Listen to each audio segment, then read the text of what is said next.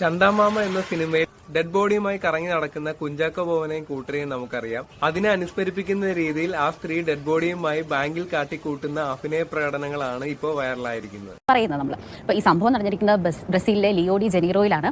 ഇപ്പോൾ ഈ ലോൺ എടുക്കാൻ വേണ്ടിയിട്ട് 61-കാരനായ ഒരാളുടെ മൃതദേഹമായിട്ട് ഒരു വയ്യാത്ത ആളെന്ന മട്ടിലാണ് ബാങ്കിലേക്ക് യുവതി കടന്നു വരുന്നത്.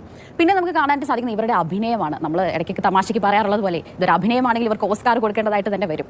അതായത് ഈ കൗണ്ടറിന്റെ മുന്നിലിട്ട് ജീവനക്കാരുടെ മുന്നിൽ ഇരുന്നു കൊണ്ട് യുവതി ഈ പേനയൊക്കെ വൃദ്ധന്റെ കയ്യിൽ പിടിപ്പിച്ചുകൊണ്ട് ഈ ലോണിന്റെ ആപ്ലിക്കേഷൻ ഫോമൊക്കെ എടുത്തുകൊണ്ട് പറയാണ്, ഇതിൽ ഒപ്പിടൂ അങ്കിൾ, ഇതിൽ ഒപ്പിടൂ, ഇത് നമുക്ക് ലോൺ എടുക്കേണ്ടതല്ലേ എന്നൊക്കെ ചോദിക്കുകയാണ്. അപ്പോൾ പിന്നെ അദ്ദേഹം പ്രതികരിക്കാതൊക്കെ വന്നപ്പോൾ ജീവനക്കാർക്ക് സംശയം തോന്നുകയാണ്. അപ്പോൾ ജീവനക്കാർ ചോദിക്കുകയാണ്, എന്ത് പറ്റി ഇയാൾക്ക് വയ്യേ, തീരെ വയ്യേ എന്നൊക്കെ ചോദിക്കാം. അപ്പം യുവതി പറയാണ്, തീരെ വയ്യാത്തൊന്നുമല്ല, പൊതുവേ ഇയാൾ അങ്ങനത്തെ ഒരു പ്രകൃതക്കാരനാണ്, ഇയാളുടെ പെരുമാറ്റം അങ്ങനെയാണെന്നൊക്കെ പറയണം. പക്ഷേ ജീവനക്കാർ വിട്ടുകൊടുക്കാൻ തയ്യാറല്ല.